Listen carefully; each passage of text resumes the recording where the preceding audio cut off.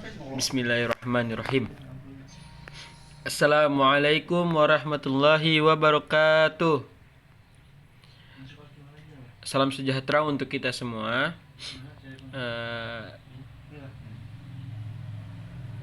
Semoga kita tetap dilindungi oleh Allah Subhanahu wa taala. Berkat karunia-Nya kita bisa melaksanakan atau pembahasan yang akan nanti saya sampaikan. Semoga kalian di saat pandemi COVID-19 ini, kawan-kawan semuanya tetap sehat dan menjaga kesehatannya, tetap melaksanakan protokol kesehatan yang telah diberlakukan oleh pemerintah. Sebelum saya memasuki pembahasan yang akan nantinya saya bahas, lebih baik kita perkenalan terlebih dahulu. Saya akan mengenalkan diri saya terlebih dahulu. Nama saya Muhlis Setiawan. Saya berasal dari Kalimantan Tengah, Kabupaten Surian, Kecamatan Danau Sembuluh. Saya berkuliah di IAIN Palangkaraya. Saya jurusan Perbankan Syariah semester 4. Adapun di sini yang menyusun makalah dan PowerPoint-nya yaitu adalah saya sendiri, Muhlis Setiawan, dengan NIM 1904110023. Terus ada teman saya yang bernama Dina Aulia yang NIM-nya 1904110031. Terus ada juga teman saya selanjutnya yaitu Pipit Sapitri, NIM-nya 1904110091. Jadi di sini saya akan membahas materi tentang sejarah, etika, dan konsep dasar.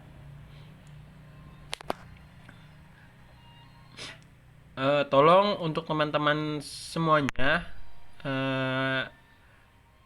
semoga materi ini bisa kita terapkan dalam kehidupan kita sehari-hari.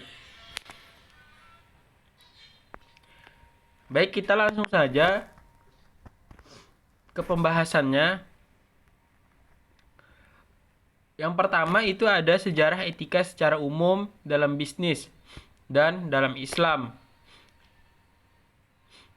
Kita menjelaskan sejarahnya terlebih dahulu sebelum kita masuk ke pembahasan mengenai yang memang diajarkan untuk beretika dalam berbisnis. Baik, etika bisnis pertama kali timbul di Amerika Serikat di tahun 1970-an dan cepat meluas ke belahan dunia lain.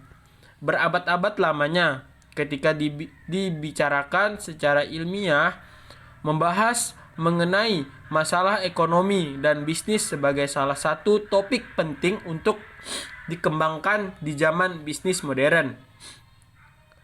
Moralitas ekonomi dan bisnis merupakan pembahasan intensif filsafat dan teknologi zaman modern. Para ilmuwan, filsuf, dan pembisnis Amerika Serikat dan negara lain di dunia mendiskusikan etika bisnis sehubung dengan konteks agama dan teologi sampai sekarang. Perkembangan etika bisnis 1980-an di Eropa Barat, etika bisnis sebagai ilmu baru berkembang kira-kira 10 tahun kemudian. Diawali oleh Inggris yang secara geografis maupun kultural paling dekat dengan Amerika Serikat. Disusul kemudian oleh negara-negara Eropa Barat lainnya. Kini etika bisnis dipelajari dan dikembangkan di seluruh dunia. Nah, jadi membahas tentang etika bisnis ini sangat luas penjabarannya, dan etika bisnis ini sudah berkembang dimanapun, di berbagai daerah manapun.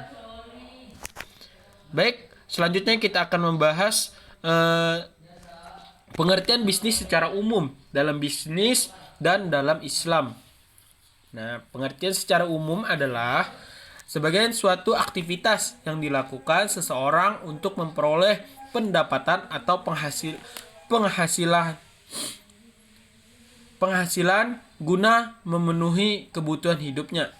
Dalam konteks pembicaraan umum, bisnis atau juga bisa kita sebut dengan bisnis tidak terlepas dari aktivitas produksi, pembelian, penjualan maupun pertukaran barang dan jasa yang melibatkan orang atau perusahaan.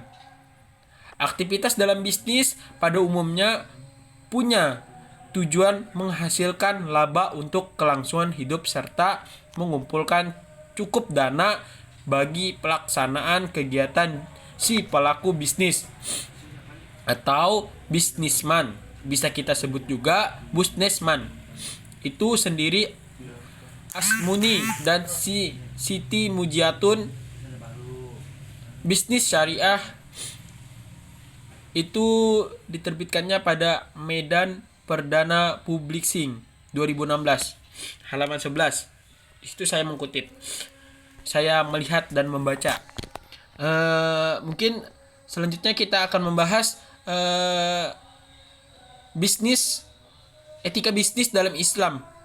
Nah, jadi dalam Islam, bisnis dapat dipahami sebagai serangkaian aktivitas bisnis dalam berbagai bentuknya. Nah, jadi etika bisnis itu bermacam-macam penerapannya. Nah, jadi yang tidak dibatasi jumlah atau bisa kita sebut juga kuantitas kepemilikan hartanya, barang atau jasa termasuk profitnya. Namun dibatasi dalam cara perolehan dan penyalahgunaan hartanya, atau bisa kita sebut ada aturan halal dan haramnya.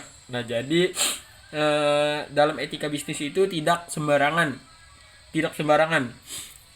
Harus ada prosedur yang telah ditentukan oleh agama kita, yaitu agama Islam. Bisnis dalam Islam bertujuan untuk mencapai 4 hal utama. Nah, jadi ada 4 hal tujuan dari mencapai bisnis dalam Islam. Yang pertama yaitu ada target hasil. Yang bisa kita sebut itu profit materi dan benefit non materi. Nah, jadi ada 2, ada materi, ada non materi. Itu target hasil. Terus yang kedua, pertumbuhan. Nah, jadi pertumbuhan yang dimaksud dalam bisnis Islam yaitu sebuah perusahaan itu berkembang dan bertumbuh pesat. Nah, begitu. Terus ada keberlangsungan hidup. Keberlangsungan ini bagaimana perusahaan tersebut mencoba menerapkan etika bisnis dalam Islam. Maksudnya peraturan. Terus dalam perusahaan tersebut keberlangsungan bisnis Islamnya sudah teratur, misalnya sangat meningkat pesat kemajuan dari perusahaan tersebut karena mereka sudah menerapkan aturan-aturan yang sudah dibuat oleh Islam sendiri, bisnis Islam sendiri. Terus ada yang keempat, keberkahan. Nah, setelah dari 3 tadi sudah diterapkan mereka dalam bisnis Islam, aturan sudah diterapkan mereka. Selanjutnya mereka mendapat keberkahan dari Allah Subhanahu wa taala karena mereka sudah menerapkan aturan-aturan yang sudah dibuat dan ditetapkan oleh agama kita, yaitu agama Islam. Kegiatan bisnis dalam Islam tidak boleh dilaksanakan tanpa aturan. Jadi mungkin tadi sudah saya jelaskan eh, bisnis dalam Islam itu tidak sembarangan. Ada istilahnya aturan-aturan atau prosedur-prosedur yang sudah ditentukan dalam perusahaan yang telah melaksanakan aturan tersebut. Nah, jadi tidak sembarangan berbisnis dalam Islam, tidak sembarangan. Kalau salah itu berkaitan dengan halal dan haramnya. Begitu. Baik, kita lanjutkan. Nah, pengertian etika secara umum dalam bisnis dan dalam Islam. Yang pertama, kita bahas pengertian etikanya terlebih dahulu. Secara etimologi, kata etika berasal dari bahasa Yunani yang terdiri dari dua kata, yaitu ethos dan etikos. Yang pertama kita ethos terlebih dulu, berarti sifat, watak, kebiasaan, tempat yang biasa. Sedangkan etikos berarti susila, keadaban, kelakuan, dan perbuatan yang baik. Nah, itu adalah arti dari etikos. Terus, secara etimologi, etika bisa disebut sebagai ilmu tentang baik dan buruk, atau kata lainnya ialah teori tentang nilai. Ini berkaitan dengan perusahaan juga, karena perusahaan kalau misalnya ini ada direktur. Nah, direktur ini harus mencerminkan ke karyawan yang di bawahnya. Nah, mencerminkan gaya etika yang baik dalam bekerja, tingkah laku di dalam perusahaan, misalnya begitu.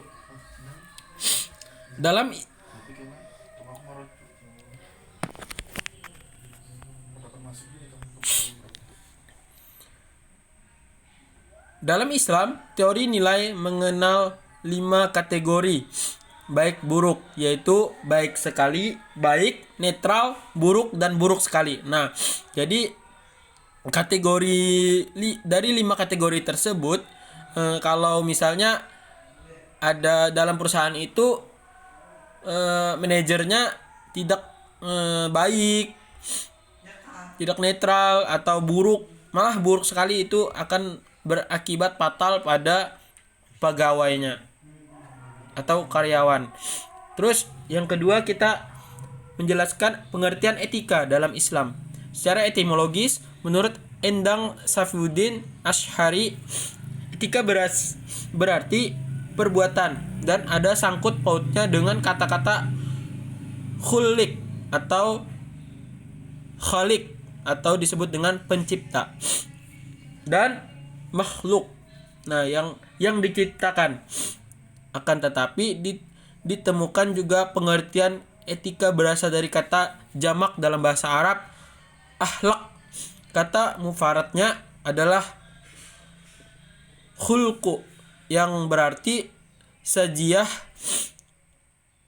perangai, mur'iyah, budi, tabiat, dan adab atau kesopanan. Jadi itulah etika dalam Islam. Banyak adab, tingkah laku, baik buruk seseorang. Itulah etika dalam Islam. Baik, lanjut. Pentingnya, nah ini yang mungkin perlu kalian ketahui untuk kawan-kawan semuanya, pentingnya etika dalam berbisnis. Nah, jadi etika dalam berbisnis ini sangatlah penting karena ini menentukan kemajuan suatu perusahaan. Etika sangat diperlukan untuk mengelola dan menjalankan sebuah bisnis. Dengan etika yang baik, secara otomatis bisnis akan lebih mudah berkembang. Etika yang diterapkan di dalam suatu perusahaan akan membentuk nilai, norma, serta perilaku karyawan dan pimpinannya. Nah, ini mungkin sudah saya jelaskan tadi. Pentingnya etika bisnis dalam berbisnis. Dalam satu perusahaan bisa juga. Baik, lanjut. Nah, ini yang terakhir kita bahas. Berapa manfaat sih penerapan etika dalam berbisnis? Nah, ini ada 6.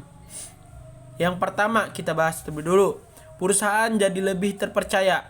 Nah, jadi misalnya sudah diterapkan mereka etika dalam berbisnis, etikanya, maksudnya tingkah lakunya. Nah, sudah diterapkan mereka di dalam suatu perusahaan tersebut, maka perusahaan jadi lebih terpercaya. Maksudnya di mata orang itu perusahaan tersebut lebih baik lah. Terus yang kedua, meningkatkan reputasi perusahaan. Nah, jadi mereka tadi kan telah melaksanakan prosedur atau aturan-aturan yang sudah ditetapkan dalam berbisnis. Apalagi mereka menerapkan dengan cara berbisnis secara Islami. Nah, jadi kalau mereka sudah menerapkan begitu, jadi reputasi perusahaan yang dijalani oleh suatu perusahaan tersebut makin meningkat. Misalnya pendapatan perusahaan hari ini 1 miliar. Nanti bulan kedepannya bisa 2 miliar. Nah, begitu. Karena dari mereka telah menerapkan etika-etika atau aturan-aturan tingkah laku yang sudah ditetapkan oleh Islam dalam berbisnis yang baik. Nah, begitu. Terus yang ketiga, menciptakan budaya perusahaan yang khas. Jadi etika ini bisa memberikan atau menciptakan hal baru dalam suatu perusahaan. Terus perusahaan dapat beradaptasi terhadap perubahan.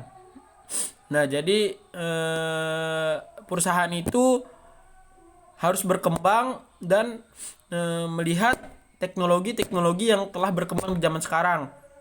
Nah, jadi etika berbisnis tidak hanya secara tatap muka, tapi kita bisa memberitahu orang lewat digitalisasi misalnya begitu.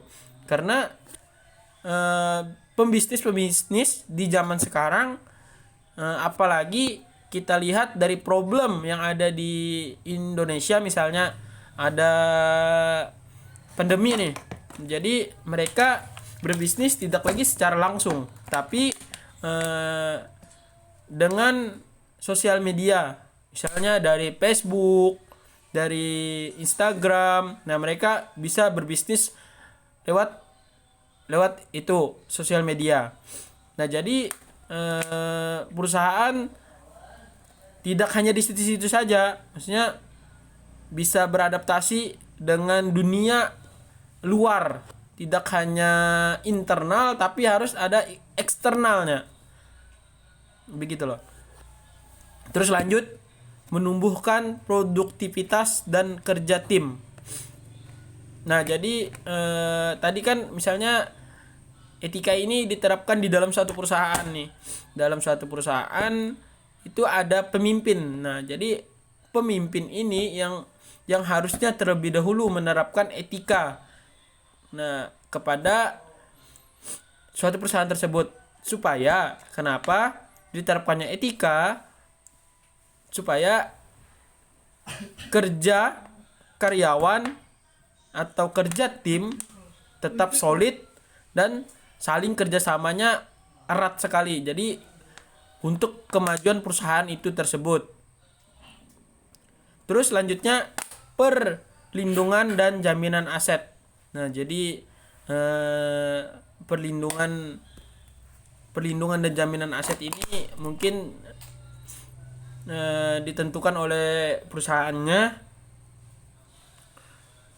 Ini juga berkaitan dengan etika berbisnis, karena saking orang percayanya, orang menanam saham ke perusahaan tersebut, jadi mereka percaya bahwa perusahaan tersebut bisa maju Makanya mereka orang-orang ingin menanam saham ke perusahaan yang memang sudah menerapkan etika berbisnisnya dengan baik. Jadi sudah terjamin lah aset-aset mereka gitu loh. Mungkin itu saja yang bisa saya bahas. Semoga kalian mengerti dan memahami apa yang telah saya bahas dan saya jelaskan tadi. Mungkin kalau kalian masih bingung seperti apa etika bisnis itu, etika secara umum maupun secara Islam, bisa kalian baca-baca di jurnal, di artikel-artikel yang ada di internet. Nah, bisa kalian buka di situ dan kalian baca-baca dan kalian lihat apakah penting sekali etika berbisnis. Mungkin saya cukupkan. Mohon maaf jikalau